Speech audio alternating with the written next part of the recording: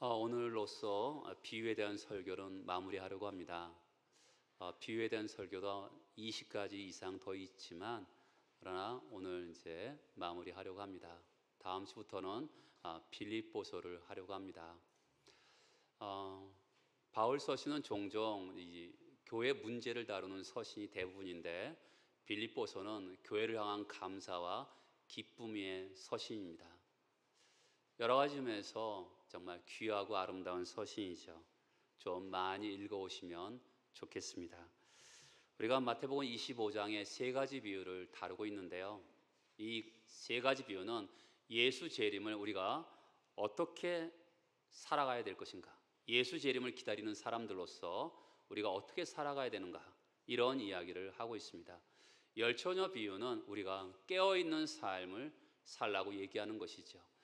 10명의 처녀가 다 잠들었습니다. 그리고 10명의 처녀가 다 신랑이 올 때 다 깨어났습니다. 그런데 이것은, 이 깨어있으라는 것은 과연 무슨 뜻일까요? 그것은 바로 기름을 준비해야 되는데 바로 믿음에 대해서 말씀드렸죠. 신랑이 오기 전에 우리가 믿음으로 준비하고 또 믿음의 삶을 살아야 될 것을 말씀을 드렸습니다. 두 번째는 신랑이 언제 올지 모르거든요. 그러니까 항상 지금 현재 그 신랑을 맞이할 준비를 하고 있으라. 이것이 바로 깨어있는 삶이라고 말씀을 드렸습니다.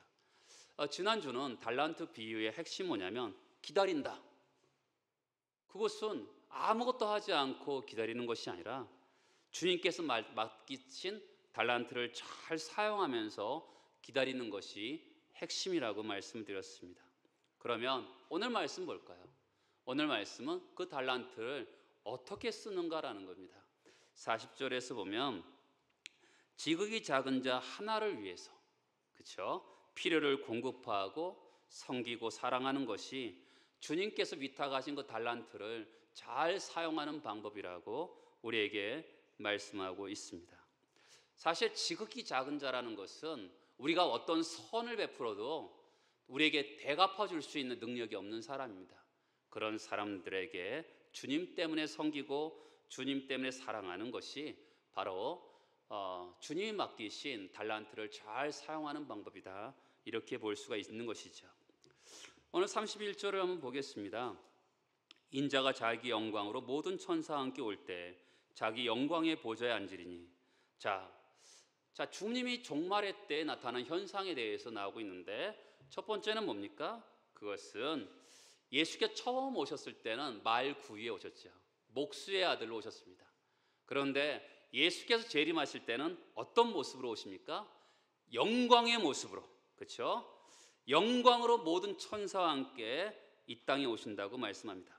어마어마한 장관이겠죠, 그렇죠? 처음에 오실 때는 굉장히 초라한 모습으로 오셨는데 모든 사람이 아무도 알 수 없을 만큼 오셨는데 예수께서 오실 때는 천사와 함께 영광 중에 오시기 때문에 모든 사람이 볼 수 있을 만큼 그렇게 오신다, 이렇게 말씀하셨습니다. 두 번째 종말의 모습은 뭘까요? 31절 맨 뒤에 보면 영광의 보좌에 앉으셔서 심판하실 거라고 말씀하는 것이죠, 그렇죠? 그럼 세 번째는 영광의 보좌에 앉아서 무슨 일을 하시죠? 32절에 보면 모든 민족을 그 앞에 모으고, 그렇죠? 그리고 각각 구분하기를 이렇게 합니다. 보좌에 앉아서 뭐 하시죠? 모든 민족을 모아서 심판하십니다. 역사상 살았던 모든 사람들, 예수 믿었던 사람이든지 예수 믿지 않았던 사람이든지 모두 다 그분 앞에서 심판을 받고 재판을 받는다고 말씀하고 있는 것이죠. 여러분, 이 세상은 영원한 세상이 아닙니다. 성경은 처음이 있고 끝이 있다고 말씀드렸습니다. 창세기가 있고 요한계시록이 있는 것이죠. 이 세상은 언젠가는 끝날 순간이 오는 것이죠. 그럴 때 여러분과 저를 평가하는 순간이 온다는 것입니다. 그러면 네 번째, 그럼 심판하시는데 어떤 방식과 어떤 기준을 가지고 하십니까? 그것은 바로 32절 다시 보면 각각 구분하기를, 목자가 양과 염소를 구분하는 것 같이 하여. 여기서 반복되는 단어가 중요한 단어라고 했잖아요. 구분하는 것입니다. 악인과 의인을 구분하는 것이죠. 양과 염소를 구분하는 것입니다. 마태복음에 보면 구분하는 것이 많이 나옵니다. 농업적으로 말하면 밀과 가라지를 구분하죠. 그렇죠? 어업적으로 말하면 그물 비유가 나옵니다. 강가에 바다에 그물을 던지는 어부가 그물을 던졌더니 좋은 물고기와 나쁜 물고기를 구분합니다. 오늘 말씀은 목축업으로 구분하는 거죠. 양과 염소로 구분하시는 거죠.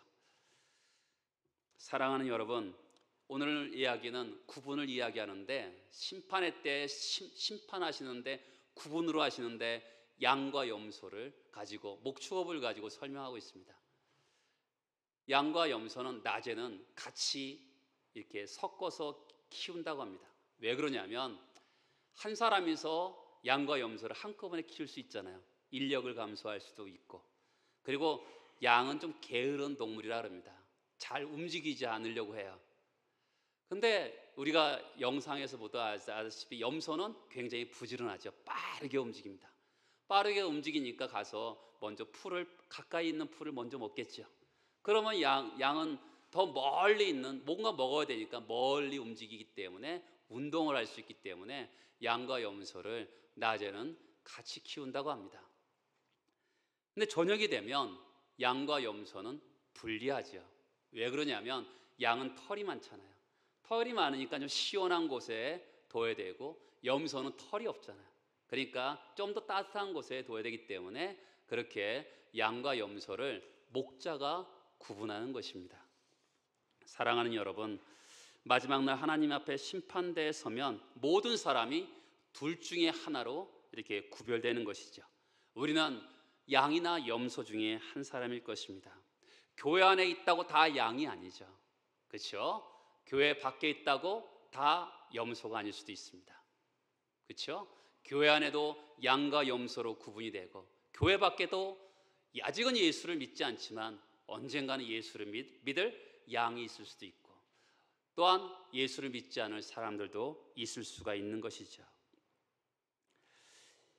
이 세상은 곡식과 가라지로 또한 양과 염소로 좋은 물고기와 나쁜 물고기로 구분하는 순간이 반드시 있는 것이죠.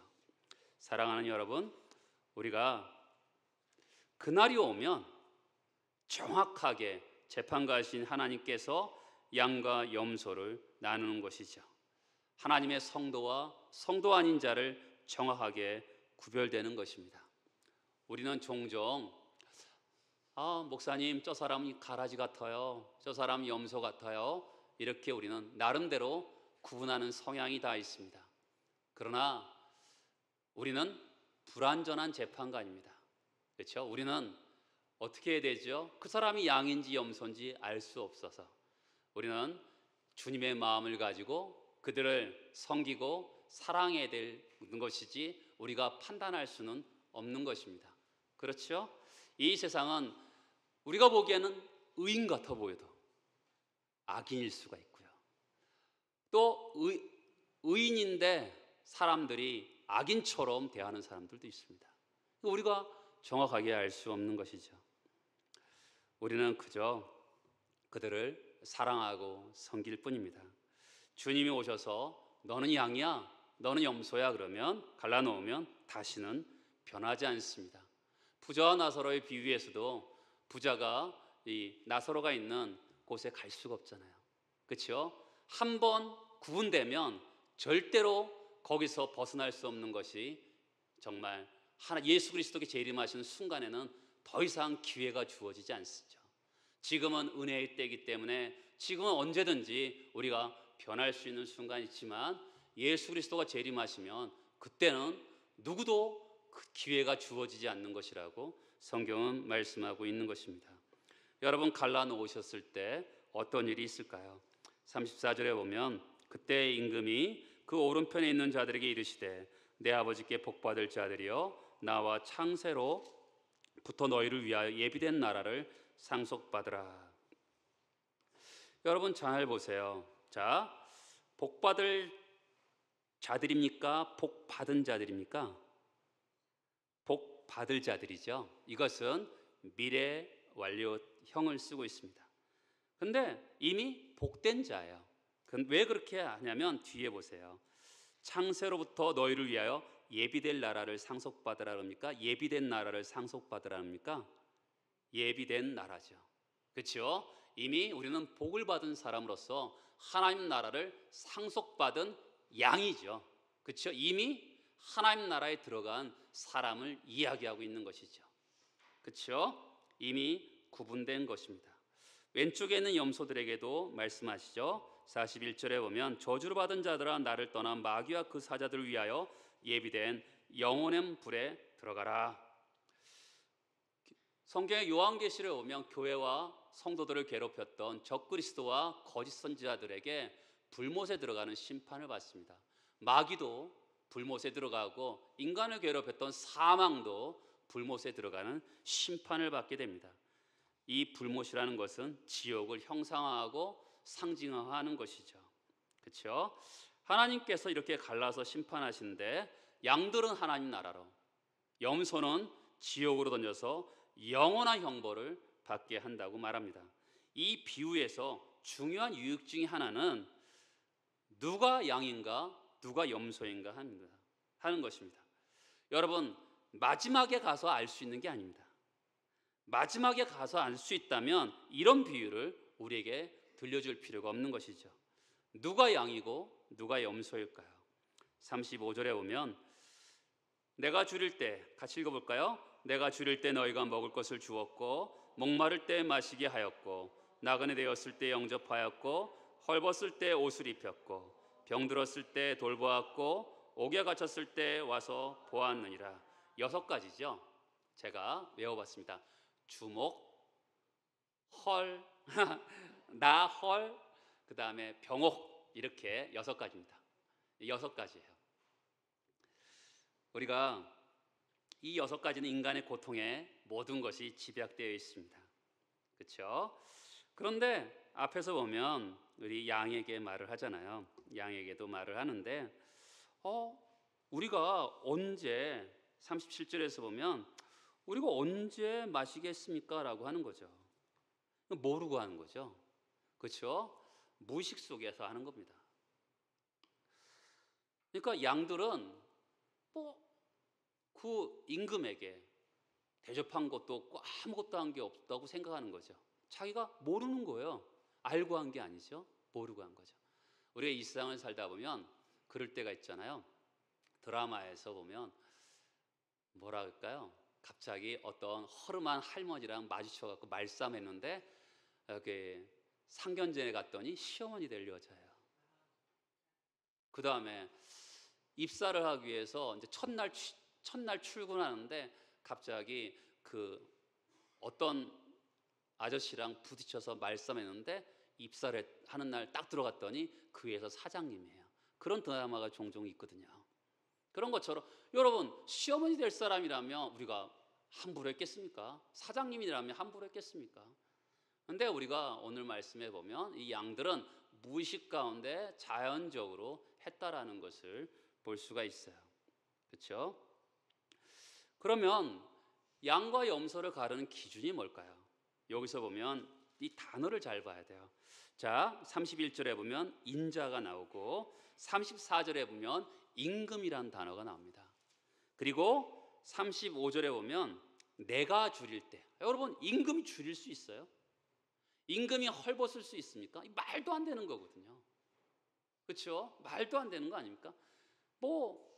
임금이 목마를 수 있습니까? 있을 수도 없는 거잖아요. 그런데 바로 지극히 작은 자 하나에게 한 것이 나에게 한 것이다, 이렇게 표현하는 거죠. 그러니까 이 양과 염소의 기준은 뭐냐면 바로 주님과의 관계이죠. 나에게 한 거잖아요. 지극히 작은 자에게 나에게 한 것이다. 그러니까 양과 염소를 가르는 기준은 주님과의 관계에서 설명하고 있다는 것을 기억하는 거죠. 예수에게 우리가 어떻게 반응하는가라는 거죠. 그렇죠? 그러니까 예수께서 이 줄인 자, 목마른 자, 헐벗은 자, 나그네 된 자, 또한 병든 자, 감옥에 갇힌 자, 이것을 이 사람들과 동일시하고 있다는 것을 기억할 필요가 있어요. 그렇죠? 동일시하는 거죠. 양들은 예수를 영접했습니다. 그렇죠? 근데 염소들은 예수가 병들고 아플 때 아무 관심을 쏟지 않고 아무 관계없이 인생을 사는 것이죠. 그렇죠? 여러분, 우리가 교회만 꼬박꼬박 오는 것이라고 신앙생활이라고 성경은 절대로 말씀하고 있지 않습니다. 주님과 동행하고 주님께 인격적으로 반응하는 것을 신앙생활이라고 말하는 것이죠. 그럼 예수께 어떻게 대하는 것이 심판의 기준인데, 예수님이 2000년 전에 계셨는데 지금 예수는 우리에게 눈에 보이지 않는데 어떻게 지금도 예수와의 관계 속에서 우리가 살아갈 것인가? 그게 어떻게 가능하죠? 그것은 40절에 지극히 작은 자에게 한 것이 나에게 한 것이고, 45절에 보면 지극히 작은 자에게 하지 않은 것이 나에게 하지 않은 것이다. 이렇게 선명한 기준을 우리에게 말씀하고 있는 것이죠. 우리는 정치인으로 유명한 사람이나 돈을 많이 버는 사람이나 어떤 신분과 지위가 있는 사람들에게는 잘 대할 수 있습니다. 그러나 지극히 작은 자, 이 지극히 작은 자는 다시 한번 말씀드리지만 내가 어떤 선을 베풀어도 나에게 되돌려 줄 수 없는 사람입니다. 그런 사람들에게 죽게 하듯이, 주님께 하듯이 그들이 하는 것이 굉장히 중요한 것이라고, 신앙의 진정성이 나오는 것이라고 말씀하고 있는 것이죠. 그렇죠? 기독교는, 종종 우리는 기독교는 신비한 체험이 있는 종교입니다. 그렇죠? 그래서 많은 사람들이 체험을 하고 싶어 합니다. 방언도 하고 싶고, 방언에 정말 통역도 하고 싶고, 신유의 능력도 갖고 싶어 하는 것이 기독교인들의 삶입니다. 그러나 성경은 어디에도 우리에게 어떤 신비한 체험, 신앙의 엑스터시를 한다 하더라도 그것을 신앙의 기준으로 우리에게 제시하는 것은 성경 어디에도 없습니다. 우리의 분명한 신앙의 기준은 어떻게 얘기하냐면 예수에게 어떻게 했느냐, 그것이 예수와의 관계 속에서 어떻게 했느냐가 신앙의 기준인 것을 우리에게 말씀하고 있는 것이죠. 여러분, 성경은 이런 열매를 가지고 하는 것입니다. 그렇죠? 성경은 체험이 있는가 없는가를 가지고 이 사람이 성도인가 성도가 아닌가 이것을 가지고 구분하지는 않습니다.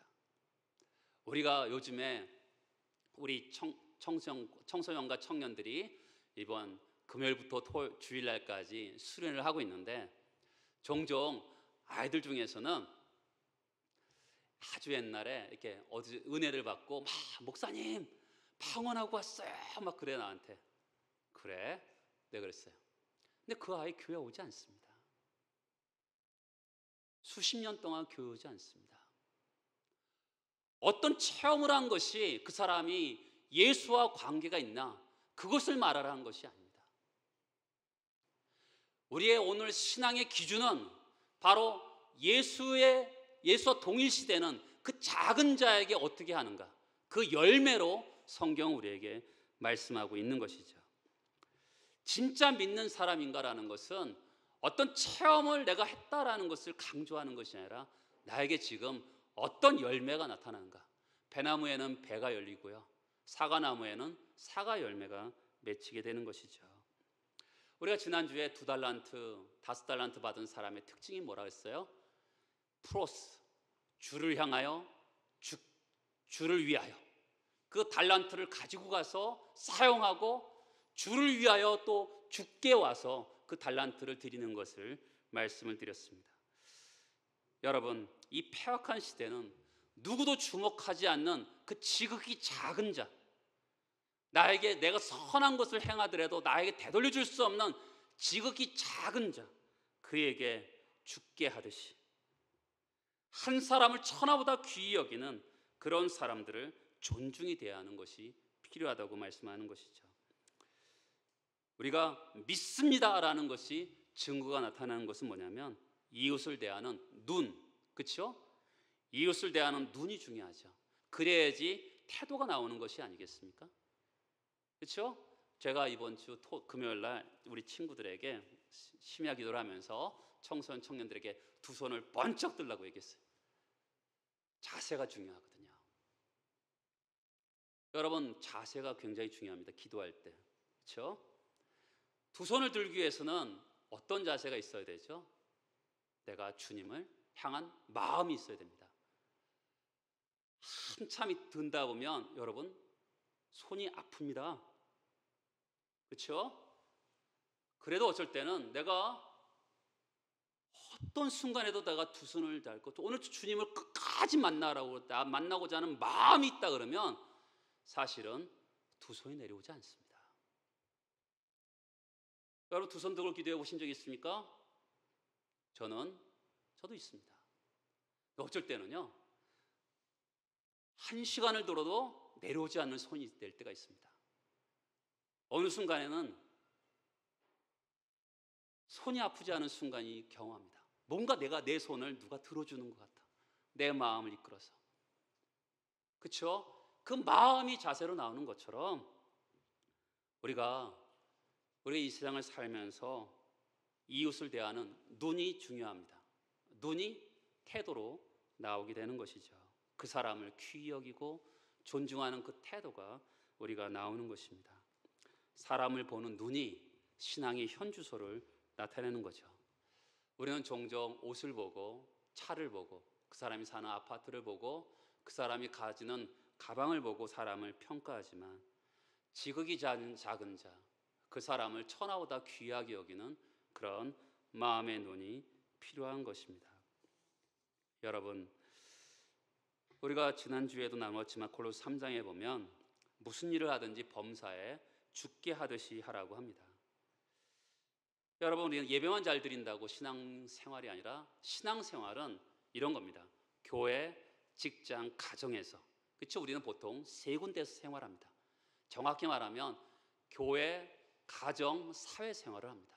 그때 우리는 모든 것을 죽게 하듯이 하는 그것이 신앙생활인 것입니다. 예배 나와서 하나님을 섬기듯이 죽게 하듯이 예배를 드리는 것처럼 가정에서 또 사회생활에서 죽게 하듯이 하는 것이 신앙생활의 가장 기본인 것이죠. 여러분 누구도 주목하지 않은 지극히 작은 자 한 사람에게 하나님께서 나에게 허락하신 나에게 맡기신 그 달란트를 사용하는 것은 굉장히 중요한 것입니다. 이 어리석은 세상은요 사람들을 우열로 나눕니다. 그러나 나에게 주신 귀한 달란트, 재능만이 아니라 나에게 가진 돈, 기회, 어떤 신분과 지위를 사용해서 누구도 귀하게 여기지 않는 지극히 작은 자 그 한 사람, 천하보다 귀히 여기는 그 한 영혼을 하나님께서 그들을 섬기도록 우리를 부르고 계시다는 것이 중요합니다. 저는 지금의 20, 30대 친구들에게 말씀드리고 싶은 것은 사실 20, 30대 가장 중요한 것이 결혼이고 직장을 구하는 겁니다. 그러다 보니까 지금의 시대는 성공을 추구하고 성취를 추구하고 때로는 탐욕스럽게 모든 것을 추구하는 그런 사람들을 많이 보게 됩니다. 그러나 여러분 성경은 우리에게 세상은 그렇게 살지만 세상 속의 그리스도인으로서 우리는 성경은 영원한 것, 가치 있는 것을 위해서 투자하라고 이야기합니다. 솔로몬이 그렇잖아요. 솔로몬이 평생 모든 것을 얻은 다음에도 모든 것이 헛되다 하지만 여호와를 경외하는 것이 가장 중요하다고 외쳤던 것처럼 여러분들이 결국 나이가 들어서 신앙의 마무리를 할 때는 가장 중요한 것이 뭔지를 아는 거죠. 성경은 그래서 우리에게 가장 의롭고 가장 진실하고 가장 가치 있는 말을 하고 있다는 것을 기억해야 돼요. 마귀는 우리에게 성경이 진짜라고 이 말씀대로 살면 망할 것 같다 하지만 그러나 이 말씀이 진리이기 때문에 영원한 것, 의로운 것, 가치 있는 것을 위해서 우리 인생을 투자라고 말씀하고 있는 것이죠. 여러분 율법교사처럼 우리가 그럼 목사님 지극히 작은 자가 누구입니까? 이렇게 물어보면 어리석은 것이죠. 그렇죠? 내가 있는 달란트, 내가 있는 재능, 돈, 신분과 지위를 가지고 섬겨할 사람이 누구입니까? 그런 질문하면 안 되는 것이죠. 여러분 옆에 있는 귀한 사람들이 바로 지극히 작은 자이죠. 성경은 우리에게 삶이 중요하다고 얘기합니다. 빛과 소금이라는 것은 우리의 삶을 통해서 예수 그리스도를 모르는 사람들이 예수 그리스도를 알게 되는 것이죠. 요즘에 저한테 성도님들이 옥수수를 많이 줍니다. 정말 많이 줘요. 또 다 삶아서 줍니다. 그러면 저는 대부분 이 지역에 예수 안 믿는 사람 주고 집에 갑니다. 집에 안 들고 갑니다, 사실은. 그 사람들에게 그래도 내가 드릴 수 있는 게 뭐가 있을까 생각하다가 처음에는 사실은 우리 교회 성도들 누구네 집에 갖다 줄까라고 준비하다가 보면 갑자기 그 마음이 생깁니다. 여러분, 어떻든 이 지역 사람들에게도 뭔가 조금씩 주는 거죠. 조금씩 주다 보면 그 사람들의 마음이 조금씩 열리는 것이죠. 여러분, 우리가 이렇게 보다 보면 양과 염소를 나누는 것이 선행인 것 같습니다. 그러나 성경은 마태복음도 모든 성경도 우리의 선한 것으로는 구원받을 수 없다고 분명하게 말씀합니다. 자, 34절을 보세요. 내 아버지께 복받을 자들이여 라고 합니다. 여러분, 아버지와의 자녀의 관계를 얘기합니다. 그리고 창세로부터 너희를 위하여 예비된 나라, 하나님 나라를 어떻게 해요? 상속받으라고 합니다. 종이 받는 게 아닙니다. 자녀가 나라를 상속받는 거죠. 너희를 위하여 예비된 나라를 상속받으라. 아버지와 자녀의 관계가 형성이 된 것이죠. 그렇죠? 선행은 구원으로 받는 것이 아니라 바로 아버지와 자녀의 관계 속에서 구원받는 것을 성경은 말씀하고 있습니다. 그러면 선을 베풀고 안 베풀고 하는 것에 따라 영생과 영벌이 보장이 되는 겁니까? 그러나 이것은 이렇게 얘기하는 거죠. 선을 행하고 자비를 베푸는 것은 하나님 나라에 들어가는 원인이 아니라 이런 거죠. 배나무가 자연적으로 배 열매를 맺고 사과나무가 사과 열매를 맺는 것처럼 우리 안에 예수를 믿으면 자연적으로, 그렇죠? 하나님 나라를 상속받을 자로서 당연히 그 열매가, 선한 열매가 나올 것을 이야기하는 것이죠. 한국교회는 많은 사람들이 어떻게 구원받으면 어떻게 살아도 상관없다고 생각하는 사람들이 굉장히 많습니다. 여러분, 이 세상은 적자생존과 약육강식의 세상이지만 정말 디도서는 선한 일에 열심하는 하나님의 백성을 만드는 것이 우리를 구원하신 목적이라고 분명하게 말씀합니다. 누구나 선한 일을 가지고 천국 가는 것은 아니지만 은혜를 받은 자로서, 예수를 믿은 사람으로서 선한 일이라는 행실이 따르게 되는 것이죠. 완전하지 않지만 그 행위로 하나님을 설득시킬 수는 없지만 우리의 믿음의 진실성을 나타내는 것이 바로 이것이다, 이렇게 말씀하고 있는 것이죠. 우리가 사실 그렇잖아요. 우리가 헐벗고 목마르고 그리고 감옥에 갇혔던 우리를 하나님이 구원해 주셨잖아요.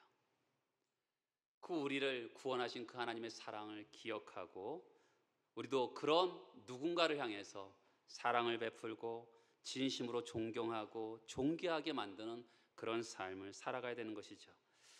이런 삶이 중요하다 하시면서 들고 있는 예가 뭐죠? 다시 한번 보면 줄일 때, 목마를 때, 나그네 되었을 때, 헐벗을 때, 병들었을 때, 옥에 갇혔을 때, 이 6가지 항목이 몇 번이나 나와요?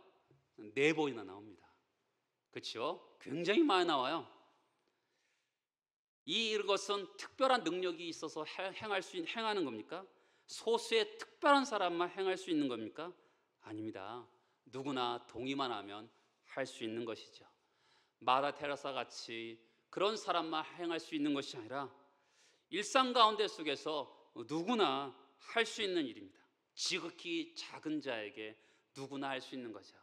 어떤 사람은 매스컴에 나올 일만 하는 사람들도 있잖아요.